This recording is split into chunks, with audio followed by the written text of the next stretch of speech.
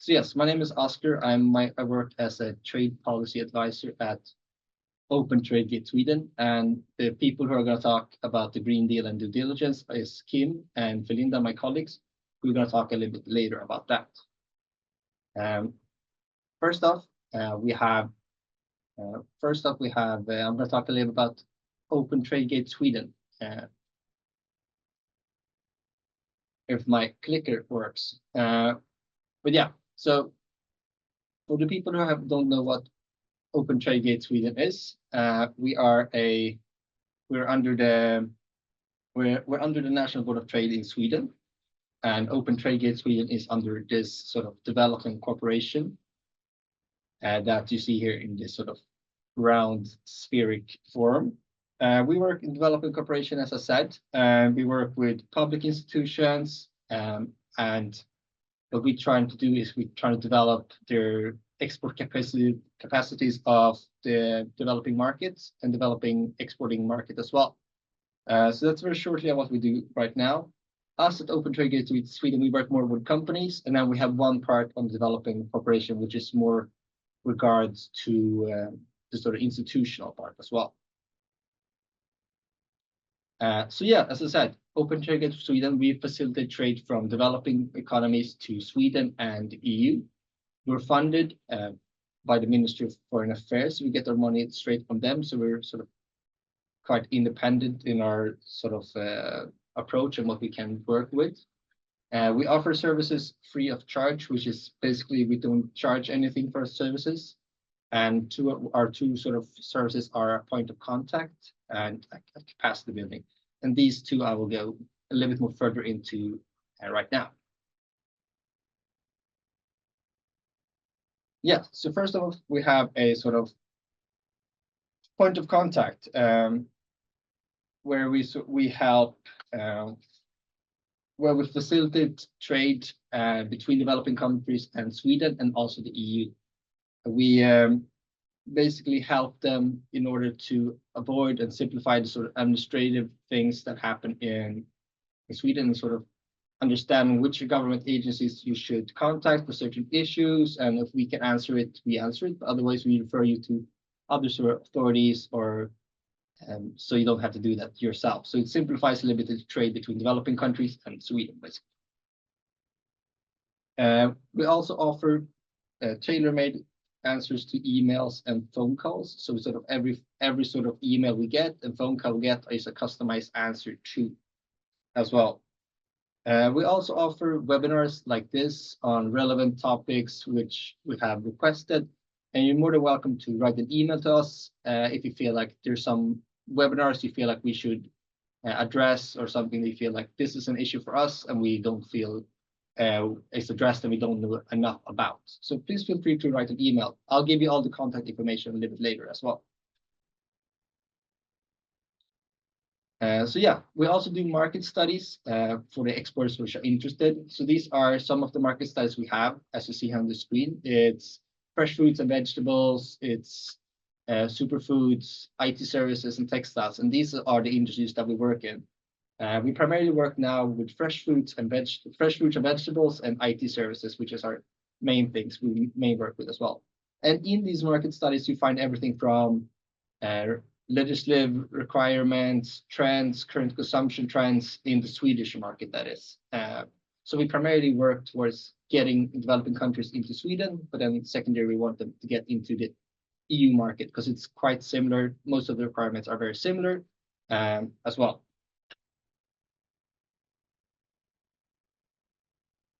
We also have a tool called Road to Export, which is a step-by-step approach for exporters to understand a little bit where they might be missing information, where they might need to learn more, and to know a little bit where in the exporting process they are.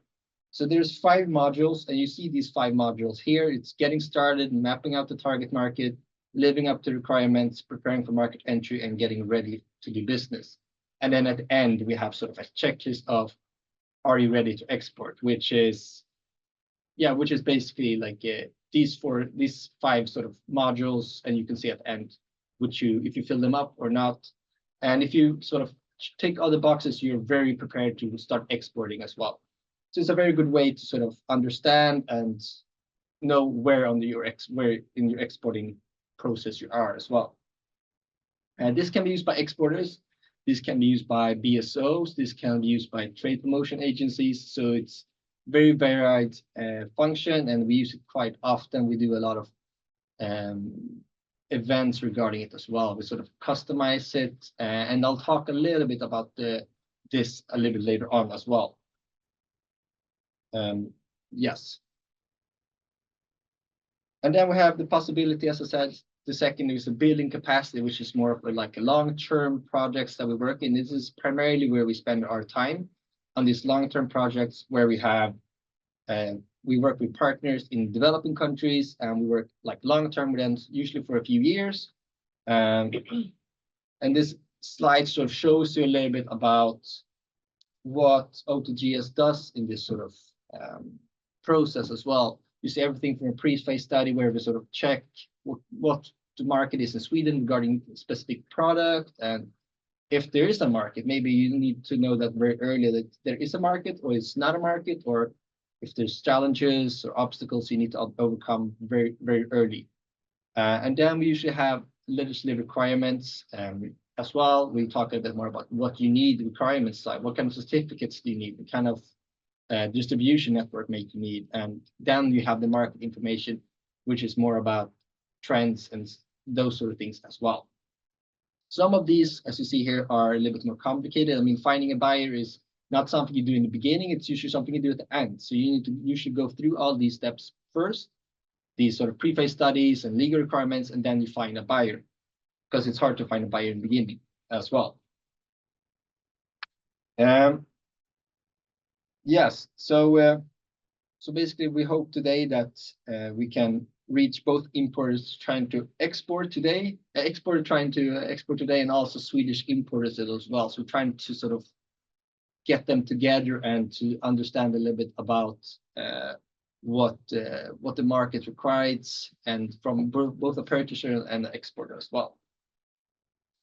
And all of our projects are designed differently, so there's like no one size fits all. They're very much different, all of them, and that's why we customize it every single time as well.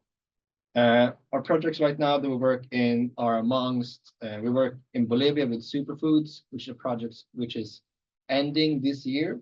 We are in Ukraine and Moldova with agriculture projects as well as IT. And we also have a project called Trade Academy, Trade Promotion, which I'll explain a little bit more on the next slide.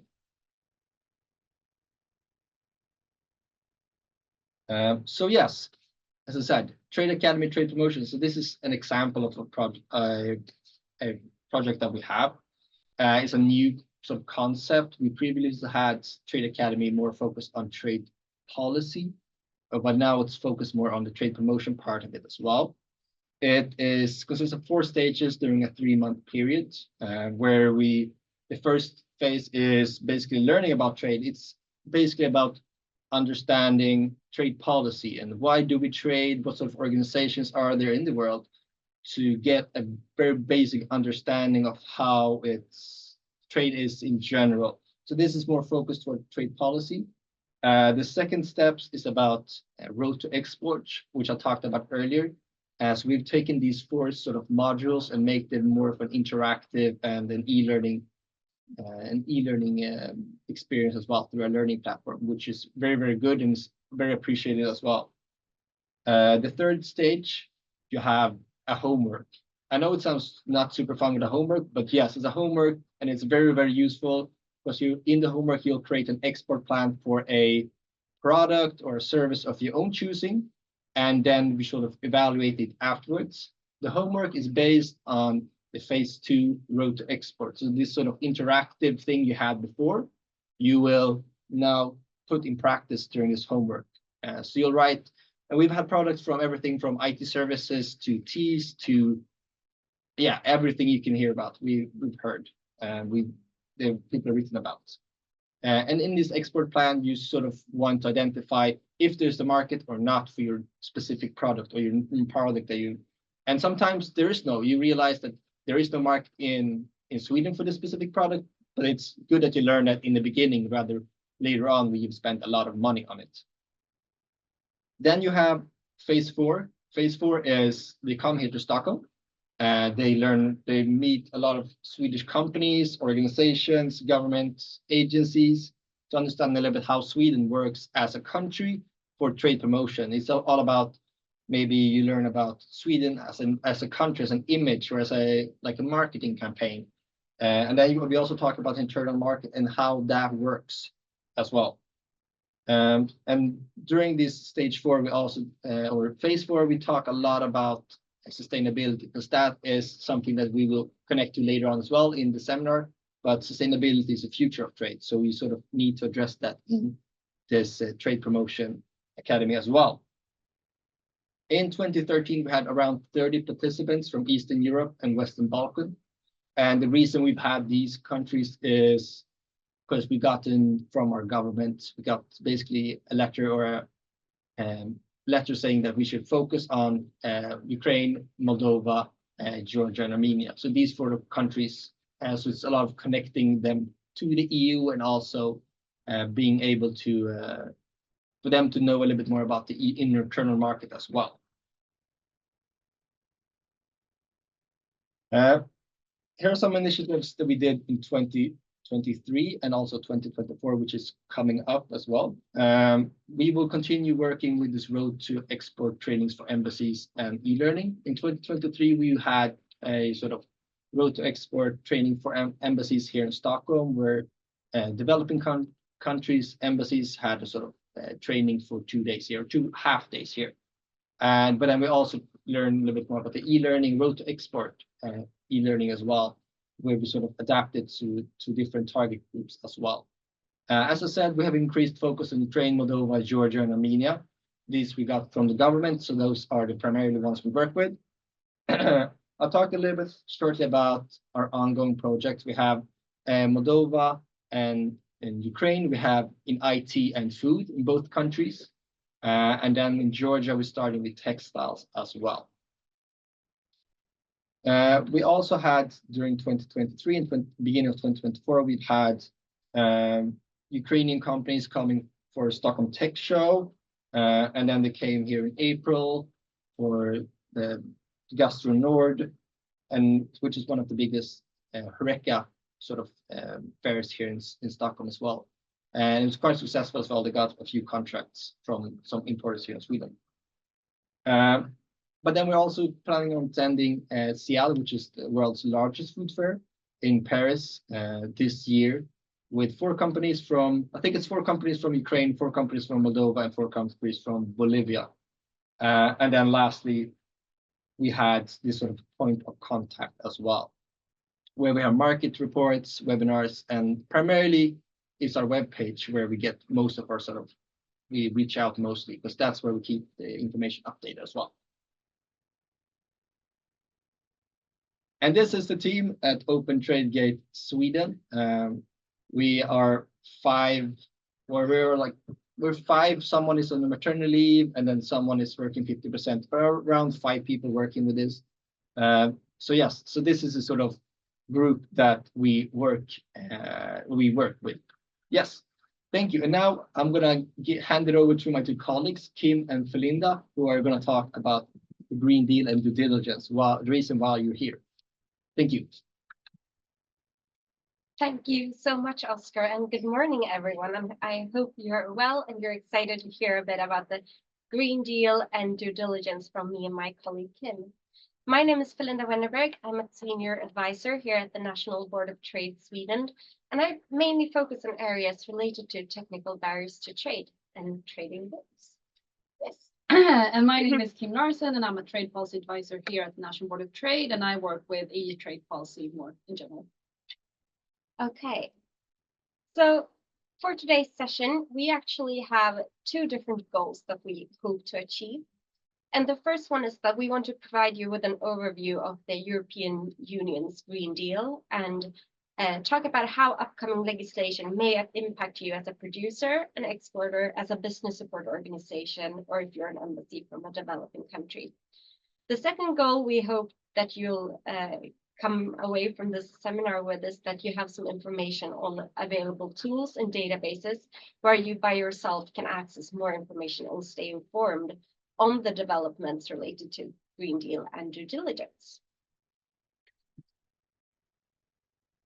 And before I'm heading into this overview, I just would like to start off with this rhetorical question and you thinking about what do you think of when you hear the Green Deal? Because when thinking of the Green Deal, I find that we often, myself included, slip into the mindset that we're talking about one thing or one sort of comprehensive idea.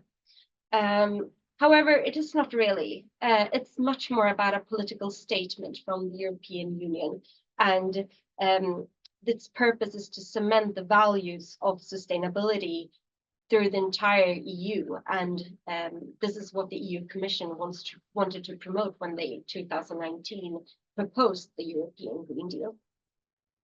And if you look closely at the communication from the Green Deal, it actually requires that all EU actions and policies that are taken together should help the EU to achieve a successful and just transition to a sustainable future. And this means that all new legislation and policies that are being adopted or being revised in the EU should take into account the Green Deal agenda. This means that the Green Deal is a policy that trickles down into all aspects and all areas of EU law, promoting this shift to a sustainable future. And this actually requires a massive change and a whole new set of rules that are adopted that will influence companies both in the European Union and outside of the EU. So why did then the EU in 2019 establish the European Green Deal?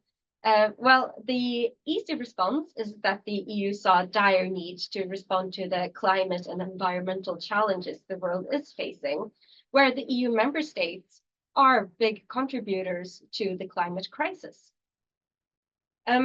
And when the Green Deal was launched, it was presented as a transformative policy roadmap. It was aimed at reaching climate neutrality in the European Union by 2050. The Green Deal is also often described as a growth strategy, where economic growth is expected to go hand in hand with making the economy more sustainable. The European Green Deal is an essential part of the EU's achievement of the UN 2030 agenda, and for its member states to be able to achieve the 17 Sustainable Development Goals.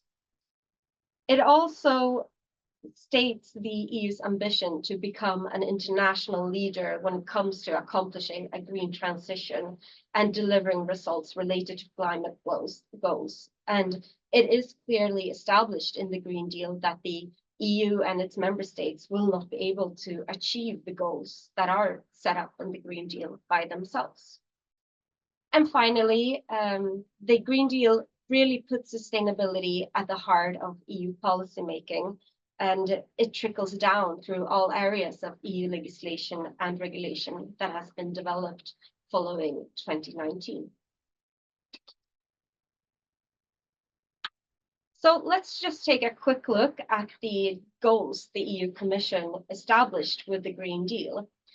The Green Deal sets out to transform the EU to a modern, resource-efficient and competitive economy, ensuring that there are no net emissions of greenhouse gases by 2050, that we have achieved economic growth that is decoupled from resource use, so we have become a circular economy, that there is no person and no place left behind, and this is usually referred to as a just transition. And this is also done by introducing legally binding climate targets that covers all key sectors of the economy. And this has been put in place through the EU climate law and the Fit for 55 package.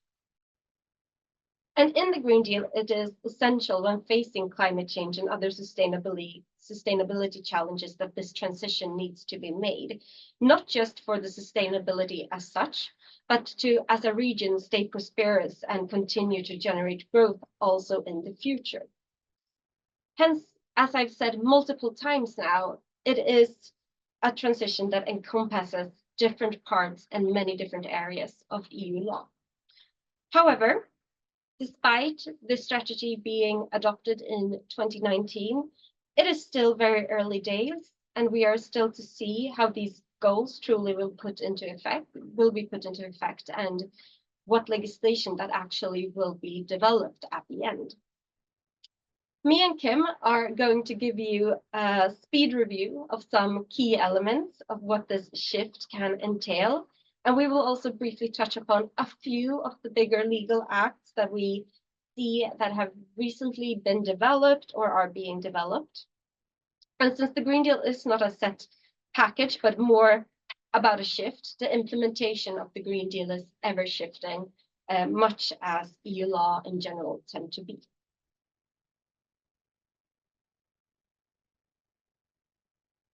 So the Green Deal builds on many different legs, and pictured before you are now the elements of the Green Deal as the EU Commission presented them in 2019. As you see, it includes aspects from energy supply to smart mobility and restoration and biodiversity. There are many different proposed initiatives and policies and strategies that together form this initial strategy of the European Green Deal. Some of them you might recognize, such as the Fit for 55, the Farm to Fork, or the Circular Economy Action Plan. And each of these activities and initiatives in turn contain a lot of underlying actions and legislation being developed, such as the Fit for 55 package includes the carbon border adjustment mechanism, the CBAM, that currently is in its transitional phase until 2026. But it also contains rules on alternative fuels and rules on energy efficiency. And I would say that one of the more challenging parts of adopting to the new legislation that is being developed following the Green Deal is that there are a lot of regulatory updates happening at the same time. But at the same time, there are a lot of negotiations that are still ongoing, meaning that a lot of things are still up in the air and we don't really know how they will be finalized.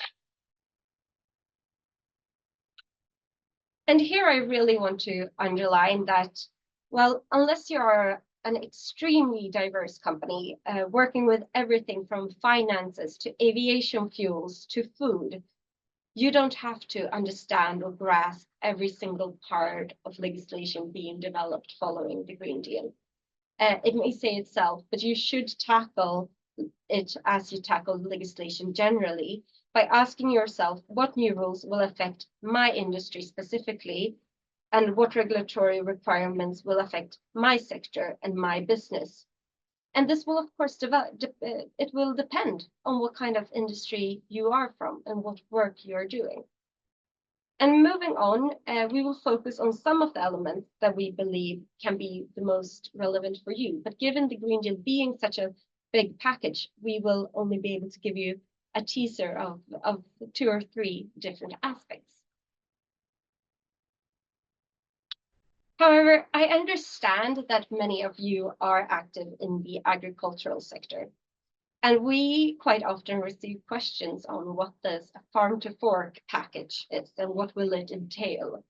Therefore, I've decided to include it in this presentation. And through the farm to fork strategy, the EU has the ambition of making food systems fair, healthy, and environmentally friendly. The strategy sets out both regulatory and non-regulatory actions to achieve its goals. The farm to fork include an introduction of requirements on common definitions, different certification requirements, requirements on improved animal welfare, food waste management rules, different labeling schemes, all to make sustainable food products a norm for the products that are placed on the EU internal market. And the farm to fork strategy, as you see pictured on the screen, covers the entire food chain and addresses the responsibility of all actors in the food system. And therefore, it can also affect actors wanting to sell food or feed to the EU. However, the implementation of this strategy has fallen behind due to the Commission prioritizing other issues. The current war in Europe has also affected implementation of the strategy due to issues of food security being more prioritized than the implementation of the Farm to Fork and the transformation to a sustainable food system. One deliverable that I actually can mention are the new rules on the use of biopesticides in the agricultural sector. These were adopted late 2022, and it regulates and limits the use of different biopesticides, including when they are used in the production of goods that are to be sold in the EU.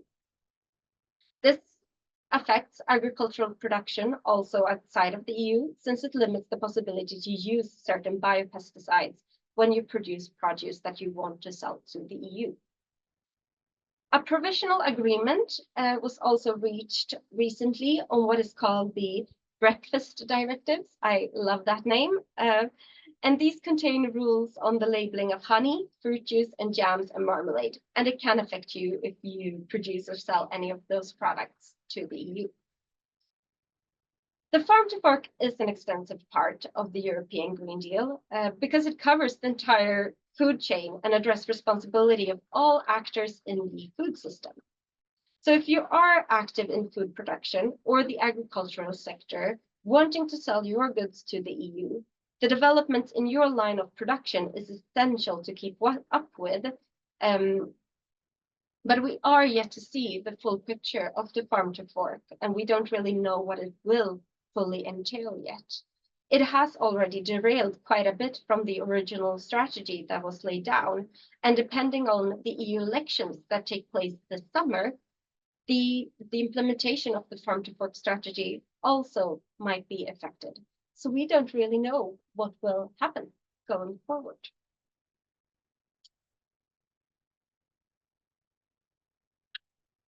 We have some more concrete action when we're talking about the legislation that has been developed in relation to the transformation to a circular economy. And the Circular Economy Action Plan is an integral part of the European Green Deal.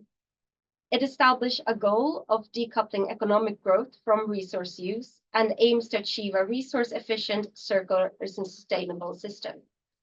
The goal is that the products that are sold in the EU are to be more durable, that they should be repairable, reusable, recyclable, and more energy sufficient. So in short, more sustainable.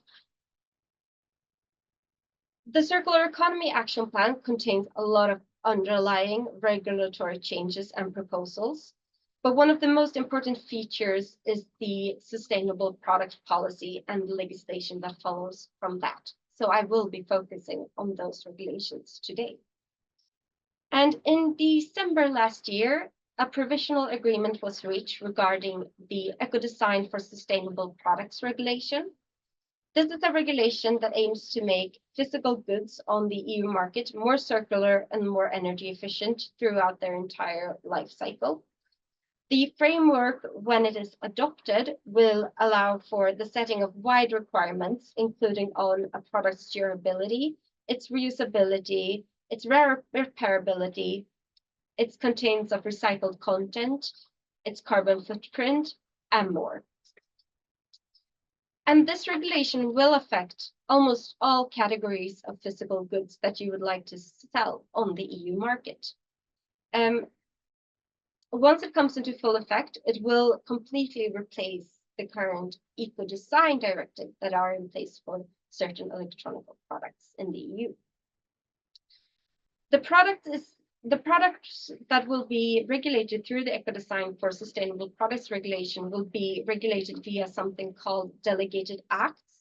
So this regulation will expand and include different and new categories of products bit by bit.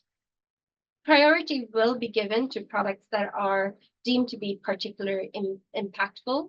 So we will start with seeing the eco-design requirements for goods such as textiles, furniture, iron and steel, aluminium, tires, paints, lubricants, chemicals, but also energy-related products ICT products, and other electronics.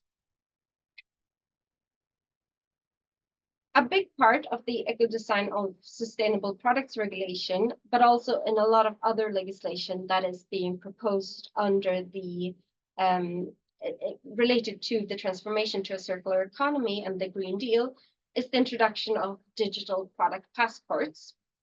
And the purpose of these product passports is to store information on the product from its value chain to make it easier to find out information of it. The idea is that you can scan the product that has a data carrier that then includes attributes such as the product's durability, its repairability, what it contains, and so on. And this information can then be used by consumers or businesses to understand and make sure that the product adheres to the different requirements. But it can also be used by public authorities to perform checks and controls of the product. Another important aspect that is also connected to the sustainable products policy is for consumers to become better informed about the sustainability of products and to become better protected against greenwashing. And in February this year, the Green Claims Directive was adopted by the European Parliament. However, the directive is not yet finalized, and we can expect a decision and a formal adoption first in 2025, following the EU elections. And this directive prescribes new rules for companies to comply with the EU ban on greenwashing of products, and it requires companies to submit environmental marketing claims for third-party verification before using them. And the purpose of this is to provide consumers with truer and more comparable information and allow them to make informed decisions about the sustainability of the product they use and avoid misleading consumers by so-called greenwashing. And this directive goes hand in hand and operationalize a directive that has quite a clunky name. It's called Empowering Consumers for the Green Transition. It actually entered into force in March this year, and it bans a series of greenwashing tactics, including the use of climate neutral claims. It means that vague green credentials will be restricted to use in the EU, and producers will only be allowed to mark a product as eco or green if the entire product is truly greener and more sustainable than a conventional version of the same product. As the Green Claims Directive, claims will have to be backed up by third-party verification to ensure the credibility and reliability of the claim. But the purpose is really to target generic claims. For example, the claim of climate-friendly packaging would be a generic claim that wouldn't be allowed in accordance to the directive, while claiming that 100% of energy used to produce this packaging comes from renewable sources would be a specific claim and not fall under the Empowering Consumers for the Green Transition regulation directive. In line with the idea of making goods on the internal market more sustainable, a provisional agreement was reached in March regarding new rules on packaging and packaging waste.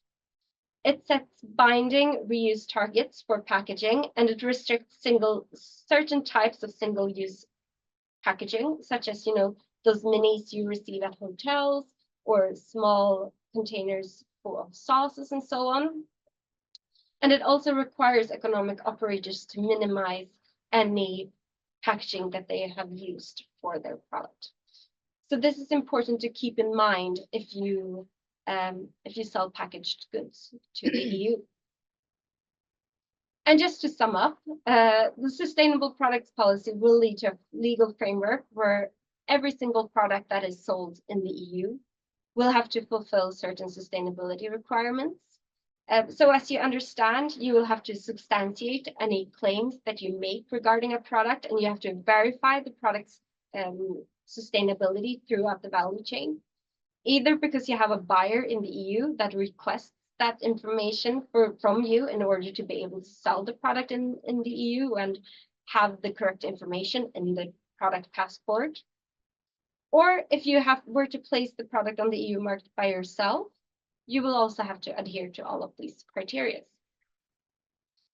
And the information also needs to travel throughout the value chain. So even if you are not in direct contact with the EU market, many of these information requirements might also affect you. And one tool that you can use in order to make sure that you have all of this information is through due diligence, which is another area where we have seen a lot of regulatory development lately. Yes, so thank you, Felinda, for that. And if you have any questions to us during the presentation, we forgot to mention that you can just ask it in the chat. Thank you. Okay, so what is due diligence?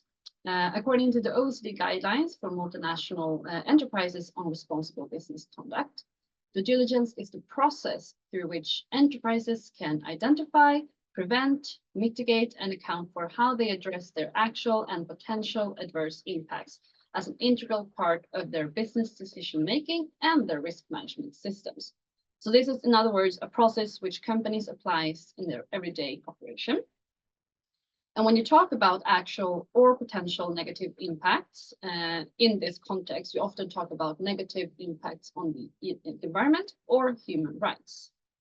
We also have other international principles and guidelines, such as the UN Guiding Principles on Business and Human Rights. However, both the OECD guidelines and the UN Guiding Principle are aimed at governments, and they are voluntary for them to apply on. The reason why we mentioned this and why we have chosen due diligence is that these international principles and guidelines have been inspired and been incorporated into EU legislation. So this means that EU member states are not only obligated to implement these regulations, but EU companies are also obligated to comply with them. So now we're seeing a shift from voluntary guidelines on due diligence to mandatory due diligence obligations.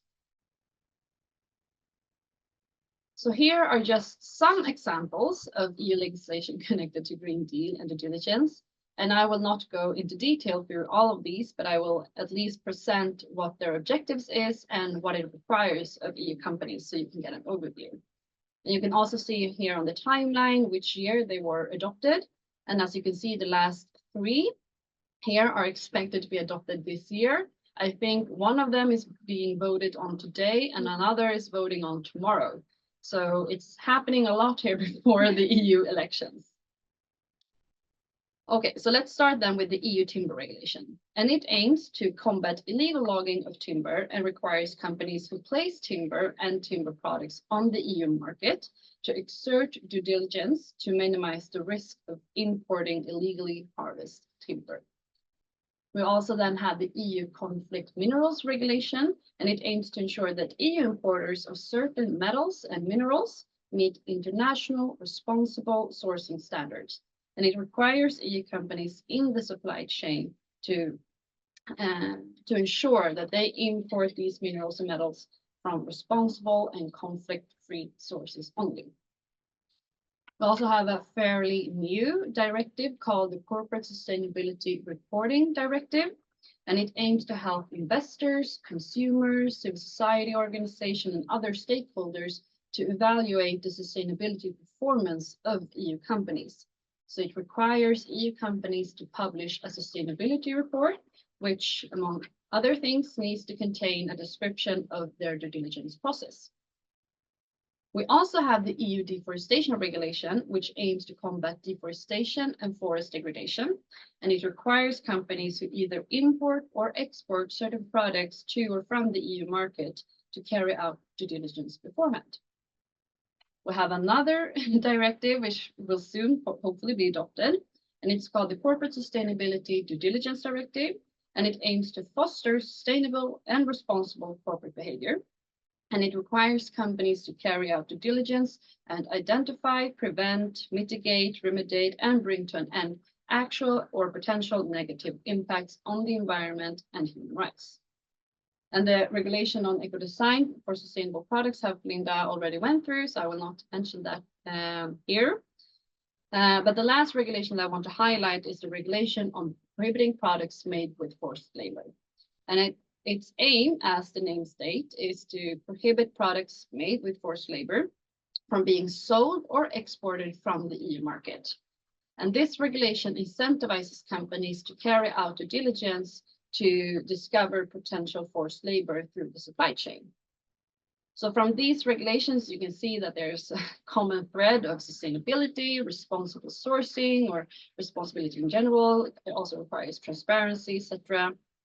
But all of these legislations might be difficult to grasp. So in the next couple of slides, we will go through the EU deforestation regulation more thoroughly, so you can get a better understanding of what due diligence means in practice.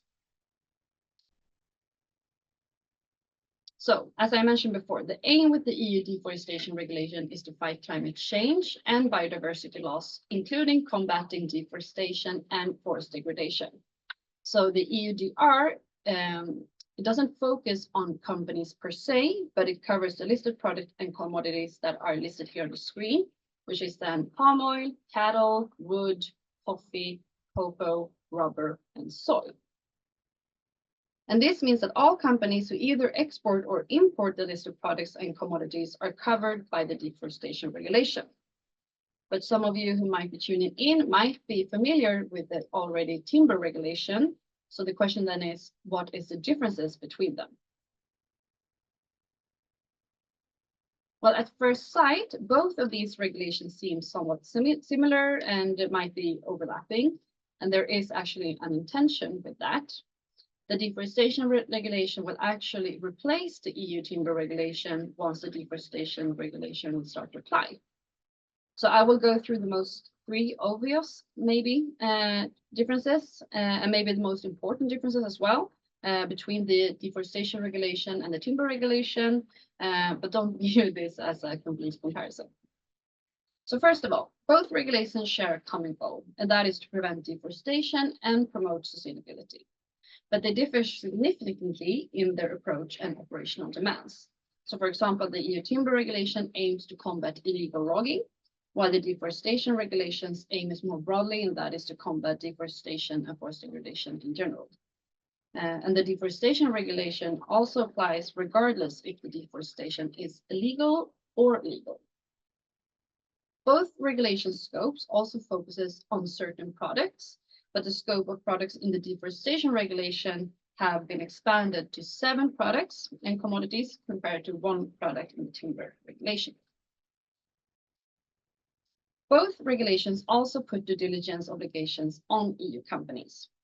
However, the due diligence obligations in the deforestation regulation is more extensive, and it requires a higher degree of traceability and transparency. And I will go through that a bit more later. So what does the deforestation regulation then require of covered EU? What does it require of covered EU companies? And according to the deforestation regulations, all EU companies must ensure that the relevant commodities and products shall not be placed or made available on the market or exported unless they are deforestation free, have been produced in accordance with the relevant legislation of the country of production, and is covered by a due diligence statement. So how are companies then expected to ensure all of this? Well, the companies are expected to carry out due diligence. And the due diligence obligations in the deforestation regulation could be summarized into 3 elements. So first, the EU companies need to collect a lot of information from the suppliers through the supply chain. And this information will be used in the due diligence statement. The information will also be used in the EU's company's risk assessment, which is the second element of the due diligence obligations. And the risk assessment will assess and verify the information that EU companies have received from their suppliers, and to see then and determine if there is a risk that the products are not deforestation free. And EU companies are expected then to document and review the risk of the risk assessment at least on an annual basis. And if the risk assessment shows that there is a potential risk that the products that they want to import are not deforestation free, then the EU deforestation regulation requires EU companies to apply risk mitigation measures. And this could be that then the EU companies requires additional information from the suppliers, or requires additional data. It could also be that they carry out independent surveys or audits.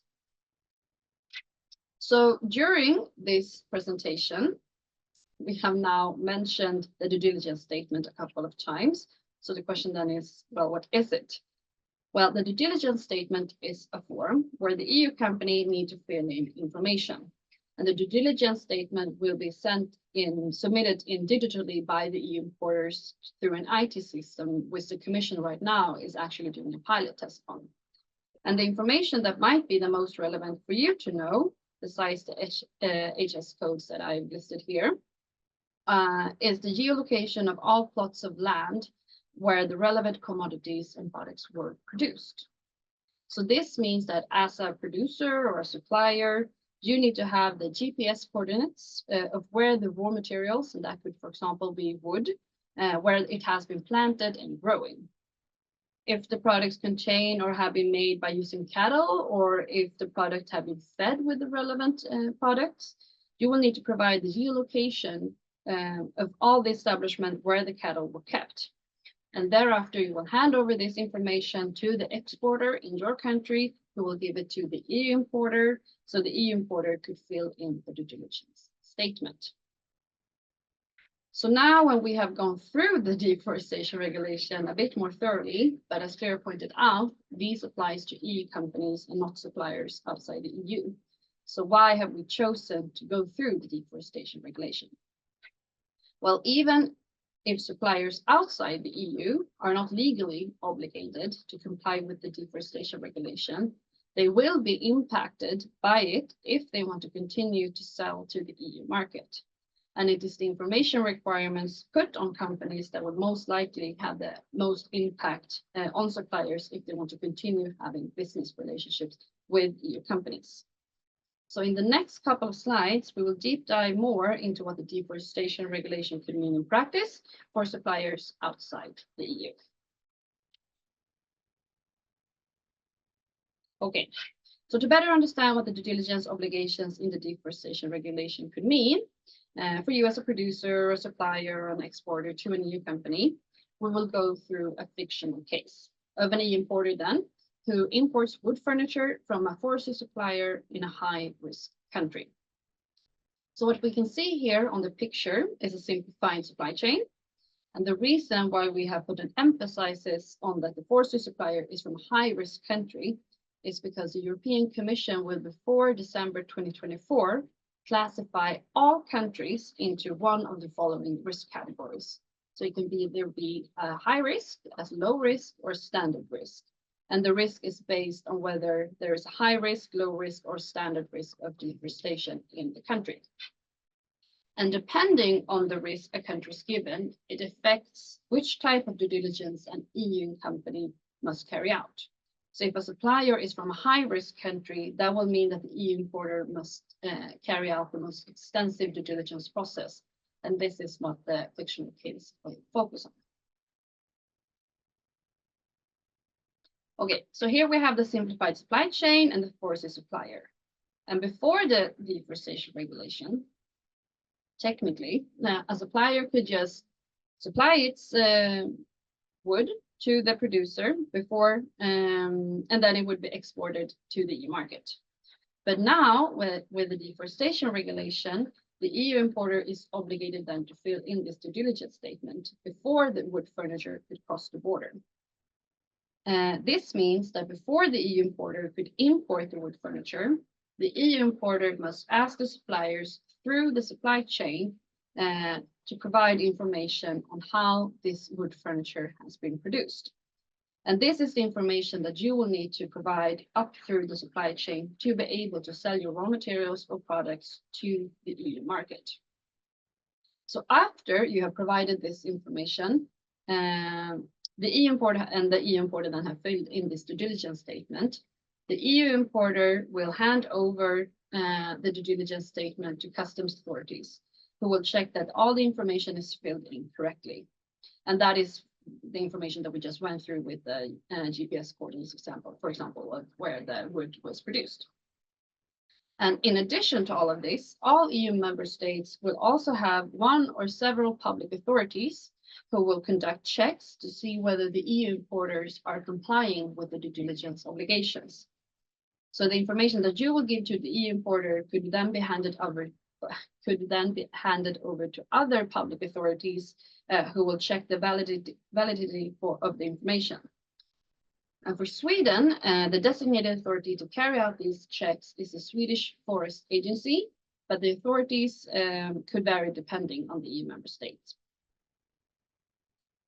So because of these checks and that the EU importer could be imposed with high penalties and sanctions if they are not complying with the due diligence obligations in the deforestation regulation, the EU importer will most likely, to the best of their ability, ensure that the information that you provide as a producer or supplier are correct and verifiable.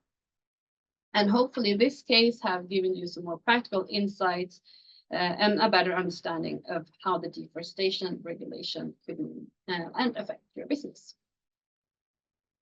So to find more information, it works great. So to find more information on how the deforestation regulation will be implemented, the Commission actually has a very good website, which I recommend. So if you search for the deforestation regulation implementation, you should be able to find it. And here you can find information that the Commission has. They have frequently asked questions, which they answer very detailed. They post information on when they're doing pilot testings, etc., of their systems that will be in place. So you can find a lot of things there. We at the National Board of Trade has also conducted an analysis, which is called the potential impacts of EU due diligence obligations on company suppliers in developing countries. And there we look at several of the legislations which we showed here on the timeline before, including the deforestation regulation on what the impacts could be. And then we're looking specifically at the trade impacts. And then when all EU member states also have designated a competent authority, you will also find more information on their websites. And the deforestation regulation implementation website, they will also publish the complete list of all the EU member states authorities once every EU member states have decided that. So the deforestation regulation could feel a bit overwhelming, and I understand that. And a lot of companies feel that as well. My last point I want to make here, which might not be as comforting, is that in addition to the deforestation regulation, there are a lot of other regulations that the EU importers need to comply with as well, and thus maybe you too. It is not unlikely that the EU importers actually are covered by several of the legislation which I showed on this timeline. For example, the deforestation regulation and the eco-design for sustainable products regulation that Belinda mentioned earlier are just two of the legislations that an EU importer could be covered by. It could also be covered by, for example, the Corporate Sustainability Due Diligence Directive, which would mean that the importer must also ensure, besides ensuring that the wood furniture are deforestation free, that they also haven't been made, that there aren't any potential or actual negative impacts on human rights and the environment. In addition, the last regulation that I mentioned on this timeline was also the forced labor regulation. So if we continue with our fictional case, besides then ensuring that the wood furniture is deforestation free, it could also mean that the EU importer must request information from you as a supplier to provide information so that you can validate that these products have not then also been made with forced labor. Even though, despite that these regulations might come with some certain challenges, they also come with opportunities. So for example, there are a lot of increased business opportunities here. There is not only an EU demand, but a global demand in general from governments, consumers, and investors on more sustainable products. If you already have implemented more sustainable practices in your business or is ready to reorganize, your business opportunities could be increased as it would attract new customers, but also get new access, market access with new buyers. And since there's no sign that these or the upcoming EU legislation will disappear in the near future, you also have the possibility to establish long-term business relationships here with EU companies if you're working more transparent and sustainably with your productions. Lastly, you will also contribute to more sustainable supply chains globally, which will not only benefit the planet, but people as well. And this is the main objective of these legislations and the EU Green Deal, which should also not be forgotten. It is undoubtedly that the shift and the adaptation to the European Green Deal will bring some good opportunities. But we also understand that it can be easy to feel a bit overwhelmed. And also, given that there still are a lot of uncertainties related to the legislation that will actually be put in place, it can be challenging and difficult to adapt to. But we have some overarching aspects that we would like you to take part of and think of. And the first aspect is, I think, one of the words we've said quite a bit today, and it's transparency. Transparency is an overarching aspect of the European Green Deal, and companies will have to be more transparent in general about how their products are made, where they are from, what they contain, and they need to back up any environmental claim with the data to prove it. So prepare to be transparent. And if you already today are a supplier to an EU-based company, it is worth initiating that dialogue already on what information they might need from you in order to adhere to upcoming EU requirements. Because in long supply chains, this information might not be ready on hand, and adaptations might need to be done also further along the line, and if you use any suppliers, for example. And this brings me to my second point, and it is to know your supply chain and your value chain. Know where the products you use in your production are from, and have a dialogue with any supplier of yours on information that you might need. And this goes back to transparency, because in order for you to be able to be transparent, you will need information from the suppliers you import from. And this can be a tricky part because they, in turn, might need information from their suppliers. So this brings me to the third part, and it's actually be proactive and don't wait. We know that all legislation is not in place yet, and a lot of uncertainties remain. However, we know that there is no such thing as too much information, and by starting to collecting information and data already now, requesting information from suppliers and so on, you can give yourself a head start for when the legislation is in place, and you will have to, and when you're EU buyer or if you sell directly to the EU market, you will have to adhere to the reporting and information requirements that will be introduced. And it is important to stay on top of things. Therefore, we would like to share some possible places when it comes to finding more information as an exporter. My colleague Oscar told you about Open Trade Gate Sweden and Road to Export, which of course are excellent tools, but these are also some that you may use. I want to start with the platform called Access to Markets, which is actually my favorite platform to use, because it contains all information that is necessary for import or export to the EU. On this webpage, you can find information on different rules that apply, what tariffs are in place, any formalities and requirements, rules of origin, different labeling requirements, and much more. And this, of course, also contains any legally binding requirements that has been introduced following the European Green Deal.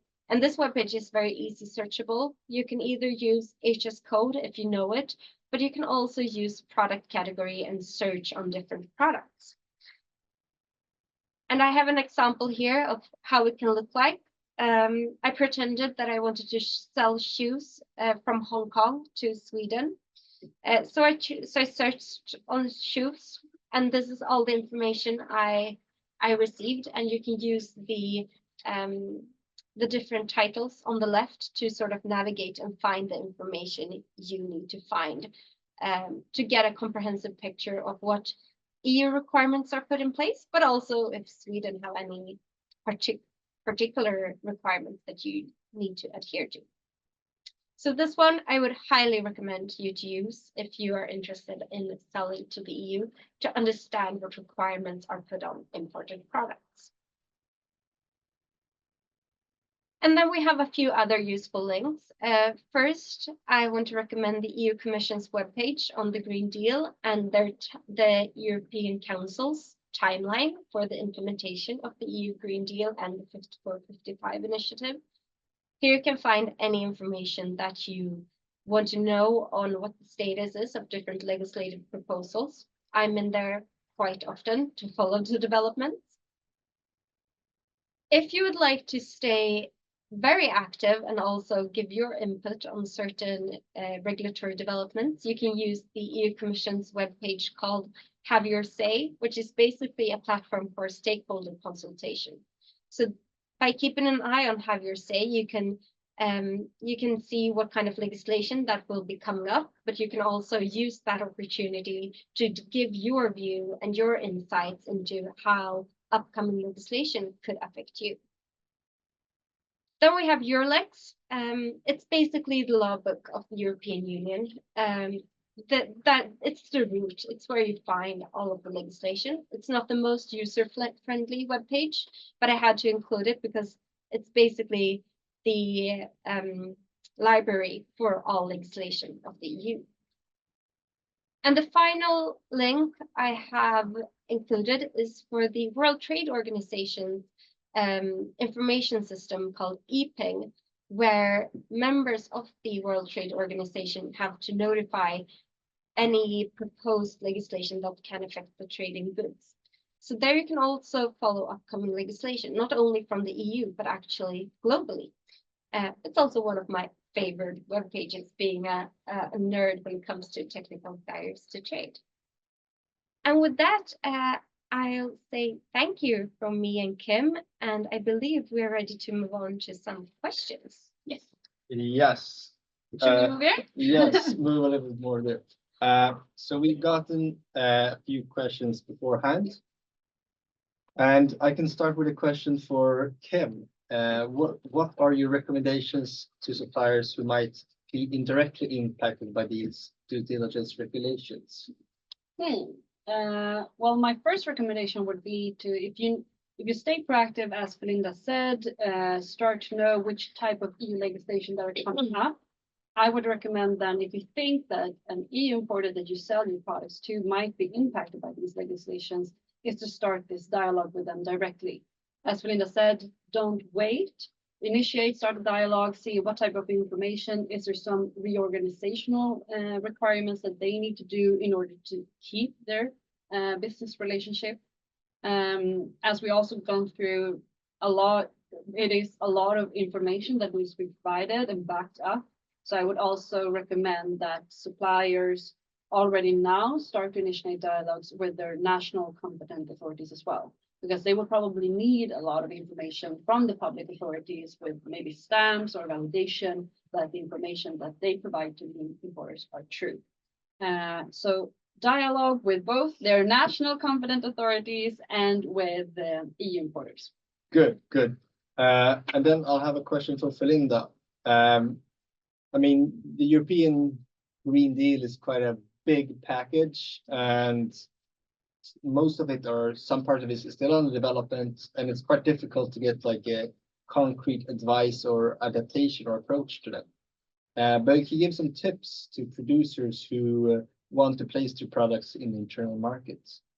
Well, I gave a few recommendations in my slide points recently, but one thing I would like to underline is also for as a supplier to understand your role and what responsibility you have from the product. Because if you're not the person who puts the product on the EU internal market, it probably won't be you who actually have to adhere to the criteria in the first place.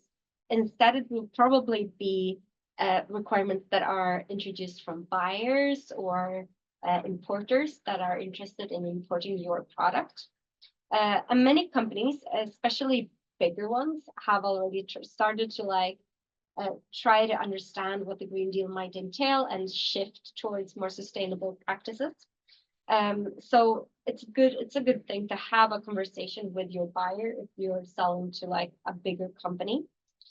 And my second tip is that the Green Deal is based on a lot of information requirements, just as Kim said. So being able to support any claims you make about your product's environmental soundness, um, gather as much data as you can and explore sustainable options already today. So you actually keep that proactive approach, and also that can also in turn make you an attractive supplier because companies are looking for producers that have already sort of adhered to sustainable practices. And I would say my final tip is to approach the European Green Deal, as I started the presentation with, not by trying to understand actually the entire Green Deal, because I believe that that is probably, it's not really possible, and it's not really anything that would give you any benefit. So approach it as you approach legislative developments generally. Focus on the different aspects and the legal acts that most likely will affect you and your industry. Good. We got a question from a company from Vietnam who works with fruit and vegetables. Maybe it's something you can answer, or maybe you can't. He's wondering who is the plant quarantine agency in Europe, and more, what are their sort of procedures? Like who is in charge in Sweden regarding the food? I think in Sweden it can be it's two public authorities that comes to mind. We have the Swedish Agricultural Agency that I think can be responsible for issues related to sanitary and phytosanitary measures, which this regards. But we also have our food authority that is also sort of working with it on a corner.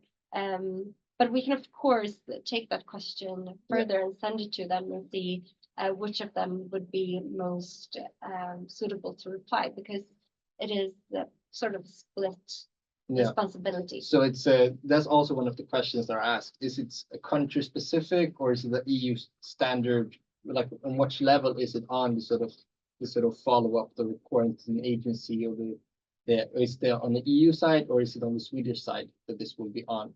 The quarantine rules? Oh no, the agency. Like the agencies who will look into these sort of questions. I'm unsure. They're probably following EU legislation, because it when it regards sort of import of products to the EU, it is often harmonized legislation. But since it can regard pests and so on, it can also be national legislation being put in place. But not being an expert in like quarantine rules. I think it's more. I think we should permission. It's more permission of who is looking into this. Yeah. Good. See if I have any other questions. Well, yeah, the questions. Another question was basically about this sort of testing as well. This sort of testing of products, which you were on as well. Yeah. And you said there was two different. Which agency do you say was the sort of testing for these sort of different products when it comes to food? When it comes to food, it's the in Sweden it's probably the food authority or the agricultural agency, depending on like what kind of product it is and what kind of verification it is. If we're talking about sort of green claims that I was speaking about in my presentation, it is something that's done by a conformity assessment body, which is usually like a private organ that you can test your product for and get it certified and approved. But regarding like these specific rules, I would have to consult colleagues and experts in the area. In Sweden in general, I can just add, it's a lot of a collaboration between national authorities. It's usually not that it's only one authority. No. It's more of a shared responsibility. And as these regulations that we also just talked about, they're very broad. It also in all of these, especially with testing and like looking if they fulfill the requirements, you also have the customs authorities. So it's like a chain of the public authorities that will collaborate. And it could look different on other EU member states. I don't know if in France or in anywhere else they have just one. Yeah, exactly. Because you should remember that the implementation of these legal acts is done nationally. So it can be different national public authorities that have to adapt. And it is, as Kim said, just as it's a chain of suppliers, it's actually also a chain of sort of public authorities that cooperate in order for the implementation to work. Good. And then I have like a final question. You talked a little bit about it. The question is, when a Swedish company requests to import foreign fruits, which agencies helps import? Well, National Board of Trade and Open Trade with Sweden is Yeah. it's probably like the main one, which we basically work with developing countries, and these are like very, very common questions that we do get just regarding this as well. I'm gonna just look into the chat because it looks like um, Joyce says, I heard something that deforestation regulations affect farmers established after 2022 or something, but at least to all farms. Mm. Well, the deforestation regulation have different timelines of when it also depends on which types of products or raw materials that you sell. So if, for example, cattle, that could of course impact farmers. What I could also say regarding that, because I know that there has been a lot of critique or at least worries regarding the deforestation regulation, how it would impact small farmers or foresters, for example. And that is that the Commission will in 2028 actually conduct a review of the deforestation regulation on how specific, like for example, farmers are impacted by the deforestation regulation, if they are going to do some tweaks about it, if it is, for example, very hard for farmers to still be able to sell to the EU market. So there will be a review, but of course farmers could be impacted. But I think regarding woods or like the deforestation in general, I might be wrong, so I can double check later, but I think it's like the plots of land that has been deforested after 2020 is the ones that are covered by the deforestation regulation. Yeah. And then there's a question, how could, in your view, trade promotion organizations support SMEs in terms of the EUDR? Yeah, that's deforestation regulation. Yeah. A lot of shortages of these. Yeah, I was thinking about that. It's deforestation a few times. So yeah. Well, there are different ways that one could support. I think like for now, since we're still in the implementation phase and that these rules first start to apply in December 2024, we actually don't know how it will affect. But we have, for example, emphasized that a lot of capacity building is needed. If there are checks being conducted to see, like, it's not that everything needs to be perfect at once. The diligence is a process, as I've mentioned before.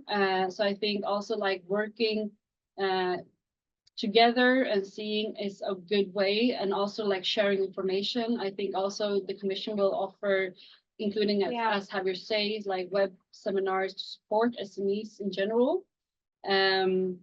I also know that there are initiatives now being taken in the EU by specific EU member states. Sweden is one of them, who is doing this EU help desk.